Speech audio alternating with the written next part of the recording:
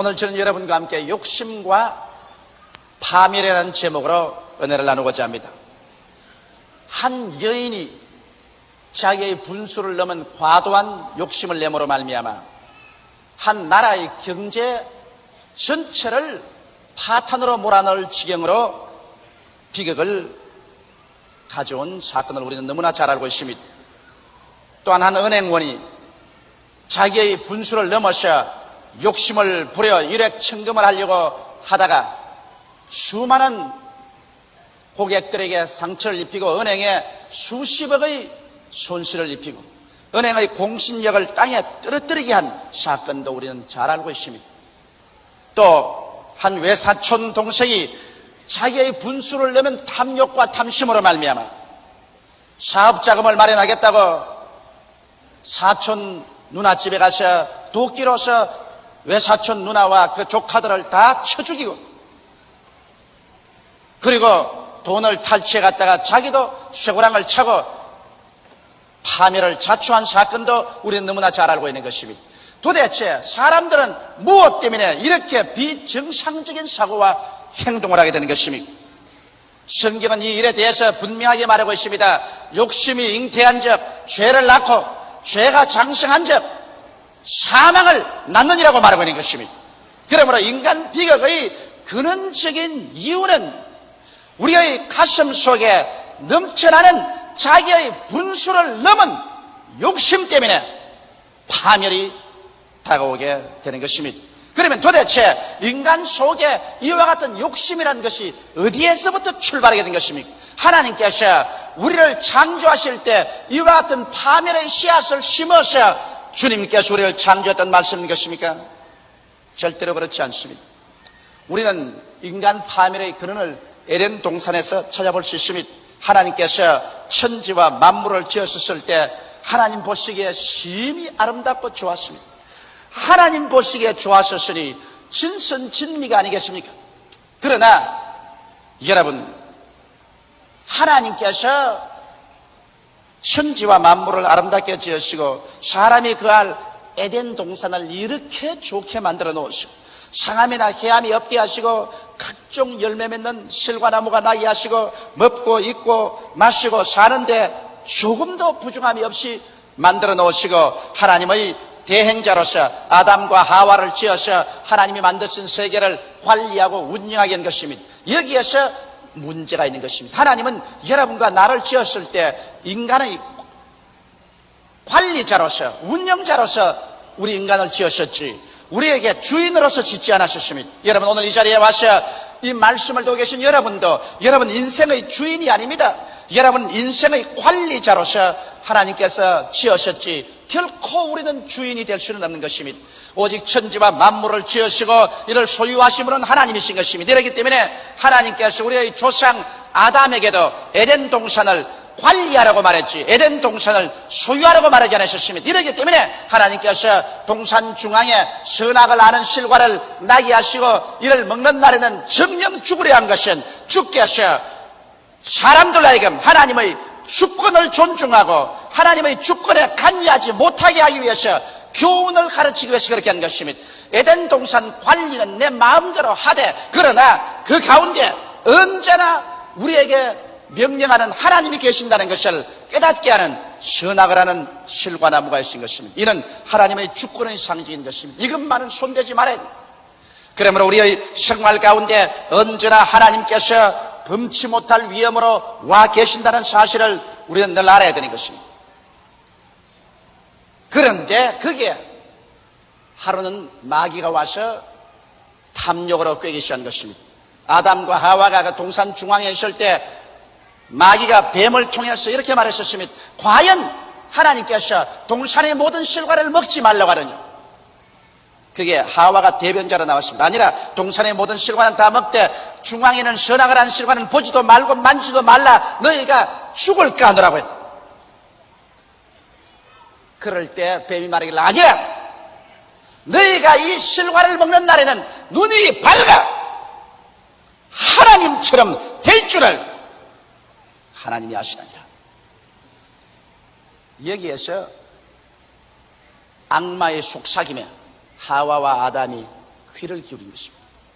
악마의 속삭임은 사람은 사람으로서, 그리고 에덴 동산과 지구의 관리자로서 만족해야 될 것인데, 자기의 분수를 넘어 사람이 하나님처럼 될 것이라는 터무니없는 욕심을 심어준 것입니다. 여러분, 욕심이 잉태하는 과정은 언제나 마귀가 와서 분수에 넘는 탐욕을 넣어주는 것입니다. 사람이 모두 다 하나님 앞에서 자기의 분수에 맞도록 생명을 얻었습니다. 것입니다.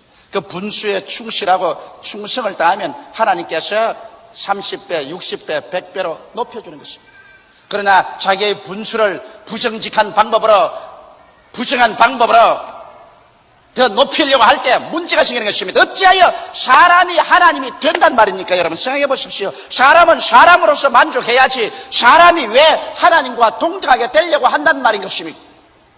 여기에서 분수를 넘은 탐욕이 그 마음속에 심어진 것입니다. 욕심이 잉태하는 과정은 바로 이것인 것입니다. 이 유혹을 받아들이지 말아야 되겠는데, 자기의 분수를 넘어서 하나님이 될 수 있다는 유혹을 마음속에 받아들여 가지고서 이것을 꿈꾸어 보았었습니다. 자기 상상력을 지배한 것입니다. 욕심이 마음속에 들어와서 자기가 하나님처럼 되고 온 천지와 만물을 소유하고 천지와 만물의 주인이 되는 모습을 상상해보고, 그 상상 속에 자기가 들어간 모습을 기억해보고, 그래서 거기에 완전히 포로가 됐었습니다. 그러고 난 다음 그와 같은 상상력으로 이제 선악과를 바라보니 그렇게 아름답게 보일 수가 없어요. 먹음직하고 부함직하고 지혜를 얻기에 탐스럽게 보인 것입니다. 사람의 상상력은 무섭게 작용하는 것입니다. 언제나 죄를 범하는 사람이 먼저 그 죄가 그 마음의 상상력을 지배하기 전에는 죄를 짓지 않습니다. 탐욕이 들어오면 그 탐욕을 마음속에 받아들여서 책임질하여 그 욕심대로 이루어진 자기 모습을 영롱하게 바라보게 되고, 그러고 난 다음 그렇게 되면 얼마나 좋을까. 그만 그 꿈속에 사로잡혀서 포로가 되고 난 다음에 그 다음에는 죄를 짓는 것이 조금도 힘들지 않습니다. 이래서 욕심은 분수를 넘은 탐욕으로 말미암아 마음속에 상상력으로 잉태되는 것입니다. 잉태되지 않은 여인이 어린아기를 계산할 수 없는 것처럼 욕심이 마음속에 상상력 속에 이루어진 모습으로 잉태되지 않고는 절대로 죄를 낳지 않습니다. 아담과 하와는 선악과의 나무를 바라보고 그 밑에서 그들은 상상력을 작용한 것입니다. 그들이 하나님처럼 되어서 온 우주를 지배하고 다스리고 소유하는 자기들의 모습을 생각해보고 난 다음 그 모습이 완전히 자기들을 점령해버리고 마는 것입니다. 그래서 조금도 끄리낌 없이 하와가 손을 내밀어서 선악과를 따먹고 또 그것을 아담에게 주어서 먹게 한 것입니다. 그들은 하나님의 주권을 짓밟아버린 것입니다. 이제는 하나님과 우리는 동등이다. 우리는 하나님의 권력하에 있지 않겠다. 우리는 관리자로서 인생을 살지 않고 하나님과 똑같은 주권자로서 행세를 하겠다고 달라드린 것입니다. 그래서 이젠 죄를 낳았습니다. 죄라는 것은 빗나가는 것인데 완전히 인간으로서의 자기의 분수를 잃어버리고 빗나가게 된 것입니다. 그러나 그때만 하더라도 회개를 했으면 좋았을 것입니다. 그들이 동산 나무 뒤에 숨어 있을 때 하나님께서 와서 찾으셨습니다. 하나님께서 버릴 사람 찾지 않습니다. 심판하려면 그들을 심판해 버리시죠. 하나님께서 아담아 내가 어디 있느냐. 그때만 하더라도 그냥 뛰어나와서 하나님 팔 앞에 엎드려서 하나님이여 죽을 죄를 지었었습니다. 우리를 용서하소서. 그랬다면 욕심이 잉태해서 죄를 낳았으나 그 죄를 죽여버릴 수가 있었습니다. 그러나 죄가 장성한 즉 사망을 낳는다고, 죄가 장성하는 과정은 자기를 타당화할 때 죄가 장성합니다. 자기 죄가 옳다고 타당화하면 반드시 그로 말미암아 죄가 자라서 죽이는 것입니다. 어떻게 타당화했습니까? 아담이 하는 말이 하나님이 지어서 내게 준 이 여자가 나를 꿰물어 내가 먹었지 내 스스로 먹은 건 아닙니다. 그래서 그 죄를 하나님에게 전가하고 하와에게 전가했습니다. 왜? 하와도 하나님이 지어서 내게 주셨기 때문에 내가 하와의 꾀임을 통해서 이 선악과를 먹었으므로 하나님도 책임이다. 하와는 또 자기 죄를 타당화했습니다. 뱀이 나를 꿰물어. 그러므로 내가 이 선악과를 먹었나요? 자기들의 죄로 고백하고 회개했으면 죄가 죽었을 것인데 그들은 죄를 짓고 난 다음에도 죄 지은 자기를 끝까지 타당화시킨 것입니다. 죄를 타당화시키면 죄가 자랍니다. 죄가 장성하면 그 다음 자동적으로 사망을 가져옵니다. 그 결과 어떻게 됐었습니까? 그들이 죄를 타당한 결과로 아담과 하와가 얻은 것은 뻘거벗은 수치에 그들은 에덴에서 쫓겨나가서 하나님 앞에 설 수 없게 되었습니다. 그뿐 아니라 마음의 불안과 공포가 회오리바람처럼 쳐몰아오고 심판으로 말미암아 땅은 가시와 엉겅퀴를 내는 저주를 받게 되고 그들은 땀을 흘려야 먹고 살다가 몸은 흙이니 흙으로 돌아가게 되고 여인은 해산의 수고를 하게 되고 이 세상에 오늘날 보는 인생고가 거기에서 다 다가오게 되시니 이것은 사망의 열매로서 우리에게 보여주는 것입니다. 이러므로 오늘날 이 처참한 사망, 이 사망의 가장 근원이 욕심에서 온다는 것을 알아야 되는 것입니다. 그러므로 죄악의 여러분 근원적인 문제를 해결하지 못하고 자꾸 그 결과만 가지고서 왈가왈부 해봤자 소용없는 것입니다. 오늘날 나라와 나라가 싸우는 것도 욕심 때문에 싸우는 것입니다. 민족이 민족을 싸우는 것도 탐욕 때문에 싸우는 것입니다. 한 개인이나 가정이 파괴되는 것도 탐욕과 욕심 때문에 파괴되는 것입니다. 교회가 분열되는 것도 욕심과 파괴 때문에 분열되는 것입니다. 하나님이 정해 주신 자기의 분량과 분수를 지키게 될 때 인간은 사망을 피할 수가 있는 것입니다. 이렇기 때문에 우리는 우리 사회와 세계에 다가오는 광범위한 이 무서운 사망의 파괴가 그 근원적으로 사람의 가슴 속에 회오리바람처럼 일어나는 탐욕 때문에 일어난다는 것을 알아야 되고 그 탐욕은 사람이 가져온 것이 아니요 하나님이 가져온 것도 아니라 마귀가 마음속에 속삭인다는 것을 알아야 되는 것입니다. 마귀는 우리에게 와서 도적질하고 죽이고 멸망시키는 일을 하는데 마귀가 와서 갑자기 창검을 들고 와서 우리를 찔러서 죽이는 것이 아니라 우리 속에 탐욕을 속삭여 줌으로 말미암아 우리를 파멸시키는 것입니다. 우리는 사무엘상 15장 13절로 23절에 사울왕의 파멸에 대해서 너무나 잘 알고 있습니다. 사울왕은 하나님께서 친히 택한 이스라엘에서 준수한 지도자인 것입니다. 하나님이 사울을 택하셔서 사무엘을 보내어서 기름 부어 왕으로 삼으신 것입니다. 그러고 난 다음 이스라엘을 인도해서 그는 성전에 성전을 가져왔고 이스라엘의 국기를 튼튼히 했었습니다. 한 번은 하나님께서 사무엘을 보내셔서 사울에게 말했습니다. 사울아, 내가 옛날 이스라엘 백성이 애굽에서 나올 때 이스라엘 백성을 파멸하려고 가나안에 못 들어오도록 막은 아말렉을 기억한다. 이제는 너희들의 힘을 얻으니 나아가 아말렉을 진멸하되 그 왕으로부터 시작해서 짐승의 새끼까지 하나도 남기지 말고 진멸하라. 사울이 이 명령을 받고 군대를 동원해서 아말렉을 치러 나갔는데 이미 이기는 전쟁입니다. 하나님께서 그를 너 손에 붙이겠다 했어서 전쟁이 일어나자마자 성전에 성전을 계속 파죽지수로 밀어서 아말렉을 진멸하고 그 왕 아각을 잡아주십니다. 그래서 전승한 것은 좋은데 하나님께서 왕으로부터 시작해서 짐승의 새끼까지 진멸하라 그렇게 말씀했는데 그만 욕심이 잉태했습니다. 그것이 이제 문제입니다. 왕을 사로잡고 짐승들을 다 진멸하고 사람을 도리고하고 하는 과정에 보니까 소와 양떼들이 살이 쪄서 득실득실한 게 참 좋거든. 그러니까 백성들 한 말이 왕이요, 아니 사람들이 죄가 있지 짐승이야 무슨 죄가 있습니까? 그러므로 이 소나 이 양떼들을 우리가 다 죽인다는 것은 너무 아깝고 어리석은 일이니까 이것만 나누어도 우리 다 거부가 되지 않겠습니까? 그러므로 이건 죽이지 맙시다. 그리고 또 이 중에서 우리가 하나님께 제사를 드릴 수 있지 않습니까? 그런데 탐욕이 들어오자 말자 그렇다, 우리 하나님께 제물 드리기 위해서라도 이를 진멸해서는 안 되겠다.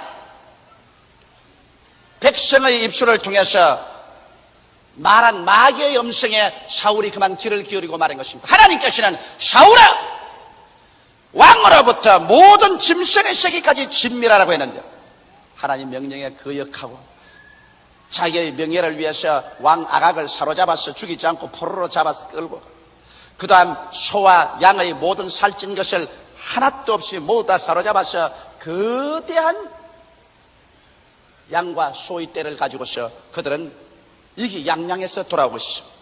그럴 때 벌써 하나님은 사울에 대해서 완전히 분노하고 말하셨습니다. 사무엘에게 나는 사울 택해서 왕 세운 것을 후회한다. 이젠 저를 왕으로서 존속시키지 못하겠다. 왜? 욕심이 잉태해서 하나님의 명령을 거역하기 시작하는 것입니다. 그는 그의 마음속에 거대한 부자가 될 수 있다는 꿈을 꾸었습니다.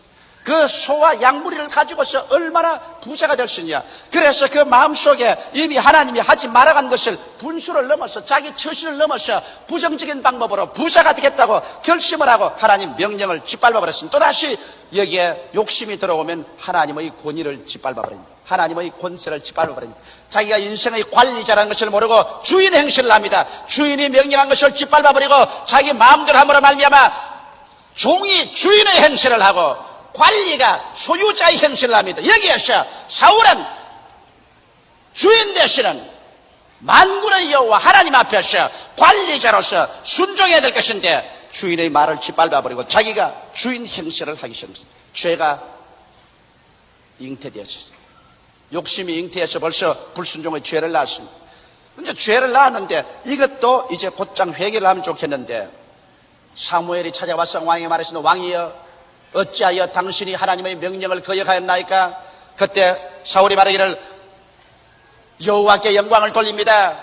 나는 여호와의 명령을 순종해서 나가 진실로 아말렉을 도말하고 옵니다. 그러니까 하는 말이 그러면 왕이여 뒤에 들리는 소와 양무리의 울음소리는 무슨 소리니까? 아, 그건 말입니까? 그거는 백성들이 소와 양을 죽이는 것을 좋아하지 아니하고 또 저 살찐 것을 잡아다가 여호와께 제사 드리면 좋다고 그렇게 권면하므로 내가 양과 소를 잡아서 오도록 하고 아말렉의 왕 아각도 살려서 끌어오고 있습니다. 변명을 했습니다. 주인의 꾸지점이 있을 때 그 자리에서 엎드려서 통이하고 잡아가면 죄가 죽어버립니다. 그러나 욕심이 잉태하면 죄를 낳아서 주인의 권세를 짓밟고 자기가 주인 행세를 하다가 그 다음에는 죄를 타당화하고 변명하기 시작하면 그러면 죄가 이젠 장성하여 사망을 낳습니다. 이러므로 불순종을 계속하고 불순종을 변명하지 말아야 되는 것입니다. 그러자 하나님께서는 사무엘의 입을 통해서 심판했습니다. 사무엘이 가로되 여호와께서 번제와 다른 제사를 그 목소리 순종하는 것을 좋아하심같이 좋아하시겠나이까? 순종이 제사보다 낫고 듣는 것이 수양의 기름보다 나으니 이는 거역하는 것은 사수로의 죄와 같고 완고한 것은 사신 우상의 절하는 죄와 같음이라. 왕이 여호와의 말씀을 버렸으므로 여호와께서도 왕을 버려 왕이 되지 못하게 하시나이다. 우리가 주인을 버리면 주인도 우리를 버립니다. 우리가 주인의 명령을 짓밟아 버리면 우리가 이제는 관리자로서의 위치를 상실한 것입니다. 오늘 우리 예수 믿는 사람에게는 하나님께서 우리 주 예수 그리스도를 구주로 모시고 우리의 생활에서 11조와 헌물을 반드시 도시하지 말라는 것입니다. 이것도 하나의 우리의 물질 생활에서 하나님의 주권 선언인 것입니다. 우리가 우리의 물질 생활에서 하나님의 주권을 짓밟아 버리면 이제는 우리 물질 세계 속에서 하나님이 주인이 아니고 우리가 주인입니다. 우리가 관리자의 행사를 했다면 하나님의 사업을 잘 관리해서 그 중에 11조를 하나님께 드리고 주인의 축복을 받겠지만은 우리가 이미 하나님 주인 된 것을 거부해버리고 11조와 헌물을 도둑질해버리면 이제는 관리자가 아니고 우리가 주인 행세를 하기 때문에 그때로부터 시작해서 이제는 하나님과 우리와는 종적인 관계에 있지 아니하고 횡적인 동등의 관계에 들어가기 때문에 교제는 끊어져 버리고 마는 것입니다. 이처럼 심각합니다. 우리가 11조와 헌물을 주님께 내어도 좋고 안 내어도 좋다는 이런 정도가 아닌 것입니다. 주인의 위치에 있을 것이냐 관리자의 위치에 있을 것이냐 이 중대한 문제가 하나님의 권위 속에 포함되어 있는 것입니다. 이러므로 사울 왕은 관리자로서 인생을 살지 않고 주인으로서 행세하려고 하다가 쫓겨나고 마는 것입니다. 그러므로 우리는 욕심과 파멸을 이기는 길을 어떻게 할까요? 여러분, 욕심을 넣어주는 악마의 말을 받아들이지 말아야 되는 것입니다. 악마는 와서 여러분과 나에게 우리의 분수를 넘어서 주인 행세를 하라고 하는 것입니다. 여러분, 하나님께서는 각 사람을 다 관리자로 보내신 것입니다. 로마서 12장 3절에 내게 주신 은혜로 말미암아 너희 중 각 사람에게 말하니 마땅히 생각할 그 이상의 생각을 품지 말고 오직 하나님께서 각 사람에게 나누어 주신 믿음의 분량대로 지혜롭게 생각하라. 하나님께서 조용기는 목사로 불러주시면 나는 목사 이상도 이하도 될 수 없습니다. 우리 교회 대교구장이나 교구장으로 부르셨으면 그 위치에서 하나님이 분량대로 써놨기 때문에 그 분량에서 하나님이 다른 곳으로 옮길 때까지 자기 분량을 지켜야 되는 것입니다. 우리 교회 장로님, 안수 집사님, 권사님, 또 우리의 조장, 구역장, 병신도로 부르신 여러분은 교회에서 여러분의 위치와 분량을 지켜야 되고 그 분량을 뛰어넘으려고 할 때 벌써 관리자로서 인생을 살지 않고 주인으로서 행세하려고 하다가 쫓겨나는 것입니다. 우리 인생살이에도 마찬가지 것입니다. 우리 가정과 우리의 사업에도 하나님께서 우리에게 처음 복을 주신 대로 그 분량을 지켜서 하나님께 충성을 다하고 중심으로 주님 중심에 서서 살아나간다면 우리 하나님께서 점점 30배, 60배, 100배로 축복을 해주실 것인데 그만 자기 분량을 잃어버리고 마귀의 탐심을 갖다주는 욕심의 말을 들어가지고서 그래서 자기의 분수를 뛰어넘고 하나님 말씀을 짓밟아버리고 일어나셔 분수에 넘친 분량에 넘친 그런 일을 하려고 할 때 벌써 욕심이 잉태하고 죄를 낳고 그 다음 그 죄가 점점 장성하면 비극에 비극을 연출하는 사망을 가져오게 되는 것입니다. 이렇기 때문에 오늘 사랑하는 성도 여러분, 여러분과 나는 인생을 살아가면서 절대로 자기의 분수를 넘는 일을 하지 말아야 되는 것입니다. 마귀는 와서 여러분의 귀에 아름답게 속삭이는 것입니다. 너가 조금만 부정을 행하면, 너가 조금만 자기의 분수를 넘으면 이것보다 더 잘 살 수 있다. 그러므로 분수를 넘으라. 이래서 너희 분수를 넘고 하나님 말씀을 조금만 반영하라. 그래서 그 유혹의 욕심을 계속 듣고서 그렇게 된 자기의 모습과 상상력을 가지고 있으면 욕심이 잉태되고 그 다음에는 거역하는 죄를 짓게 되는 것입니다.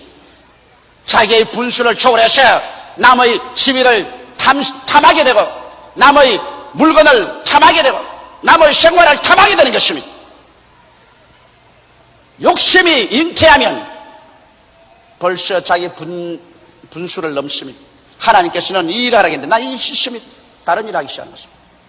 인생은 여러분 관리자라는 것을 잊지 마십시오. 관리자의 위치를 떠나버리면 인생은 파멸합니다. 절대로 우리는 주인이 아닙니다. 천지와 만물을 지으신 하나님 그 주인 앞에 우리는 관리자로서 인생을 보내는데 여기에서 관리자로서의 우리 인생을 잘 살지 못하고 주인의 명령에 거역해서 하나님의 아들 예수 그리스도를 구주로 믿으라고 하는데 믿지 않고 자기 마음대로 살면은 이 사람은 잠시 동안 내 던져놓았으나 나중에 주인께서 이 쓸모없는 자들을 끌어모아서 불과 유황으로 타는 못에 던져 영원히 불태워버리고 마는 것입니다. 왜? 주인의 명령에 불순종하는 반역도를 하나님께서 살려놓을 이가 없는 것입니다. 그건 우주의 쓰레기 더미가 되는 것입니다. 천지와 만물을 지으시려는 하나님이신 것입니다. 하나님 우리 만유의 주인께서는 오늘 마지막 때 우리 구주 나사렛 예수를 보내셔서 십자가에 못 박아 피를 흘리게 하심으로 예수를 통해서 남녀, 노유, 빈부, 귀천할 것 없이 믿음으로 구원을 받으라는 명령을 했는데 관리자인 인생은 주인이 시킨 대로 순복해서 예수 믿고 하나님 섬기는 생활로 들어올 때 그는 하나님이 예비한 영원한 구원으로 들어갈 수 있을 것이지 사람이 무엇인 건데 하나님을 거역하고 대적해서 잘 될 수가 있겠습니까? 그리고 욕심이 잉태해서 죄를 내셨으면 그 다음 죄를 장성케 하지 말아야 됩니다. 내가 죄인 줄 알고 죄를 지은 줄 알았으면 죄에 대해서 변명을 하면 안 됩니다. 죄를 타당화하면 안 됩니다. 죄를 죽이기 위해서는 회개해야 됩니다. 그 때문에 주님께서 회개하라! 천국이 가까웠다고 죽을 시간을 또 가는 것마다 회개하는 것은 회개만이 죄를 죽입니다. 회개하지 않고 죄를 타당화하면 죄가 자라서 무서운 사망을 가져오는 것입니다. 그렇기 때문에 죄를 죽이는 유일한 길은 회개하고 죄를 버리는 길밖에 없는 것입니다. 이러므로 성경은 여러분 이사야서 55장 6절로 7절에 너희는 여호와를 만날 만할 때 찾아라 가까이 계실 때 그를 부르라 악인은 그 길을 불의한 자는 그 생각을 버리고 여호와께로 돌아오라 그리하면 그가 긍휼히 여기시리라 우리 하나님께로 나오라 그가 널리 용서하시라고 말씀하고 있는 것입니다. 이러므로 여러분께서 죄를 회개하고 주님께로 나가면 주님께서 여러분을 용서하시고 여러분을 영접해 주시고 여러분이 저질른 그 죄악이 이젠 자라서 사망을 가지 못하도록 주님께서 그를 멸해 죽여버리는 것입니다. 그러고 난 다음에 순전과 본연의 분수를 찾아서 정직하고 성실하고 근면하고 사랑으로 살아가면 우리 주님께서 그러한 사람을 붙들어 주셔서 인생이 하는 일에 30배, 60배, 100배로 축복을 받게 해주시는 것입니다. 욕심의 결과는 크고 작은 수치와 불안과 파괴를 가져오는 것입니다. 이 세상 부귀영화 공명을 다 얻고 난 다음에도 그 마음속에 평안을 잃어버리면 무슨 소용이겠습니까? 욕심이 잉태해서 분수를 넘어 하나님의 명령을 거역하고 그가 지위와 명예와 권세와 부귀와 영화를 얻다 할지라도 절대로 그 마음속에 평화가 없습니다. 왜냐하면 이미 하나님을 빗나가서 죄를 짓고 죄의 결과로서 사망이 다가오면 도적질하고 죽이고 멸망시키는 역사가 일어나기 때문에 그 마음속에 평화가 없습니다. 행복도 없습니다. 천하를 다 가지고도 마음속에 평안과 행복을 잃어버린 사람은 천하를 얻은 효과가 없는 것입니다. 거의 모든 인생사의 절망은 욕심의 결과로 다가오는 대가인 것입니다. 욕심은 하나님이 미워하십니다. 왜? 탐심은 우상숭배라고 했습니다. 하나님이 가장 미워하는 죄가 우상숭배입니다. 왜? 탐심을 가지면 벌써 하나님을 주인으로서 거역하고 관리자로서 종으로서 인생을 살지 않고 주인으로서 우상을 숭배하고 따라가는 것입니다. 자기가 우상이 되어버린 것입니다. 이러므로 탐심은 곧 우상숭배라고 말한 것입니다. 참 행복과 마음의 평화는 자기 분수를 지키고 하나님을 섬기며 하나님 뜻대로 사는 이곳에 믿음, 소망, 사랑이 넘쳐나고 마음속에 평화가 강물같이 넘쳐나게 되는 것입니다. 여러분은 인생의 주인이 아닙니다. 어디까지나 관리자인 것을 알게 되시기를 주의 이름으로 축원합니다. 기도드리겠습니다. 살아계신 하나님 우리 아버지, 욕심은 우리에게 파멸을 가져옵니다. 지극히 적은 일로부터 시작해서 가장 큰 일까지 인간이 파멸된 것은 마귀가 속삭이는 욕심 때문입니다. 탐심의 귀를 기울이기 때문인 것입니다. 하나님 아버지, 오늘 이 시간에 우리에게 지혜를 주셔서 우리의 분수를 깨달아 알게 도와 주시옵소서. 우리는 우리 인생의 주인이 아니라 우리 주인 되신 하나님께서 우리를 불러서 우리에게 분량대로 삶을 주셔서 보내심을 받은 사람들입니다. 우리는 포도원의 일꾼이지 주인이 아니옵나이다.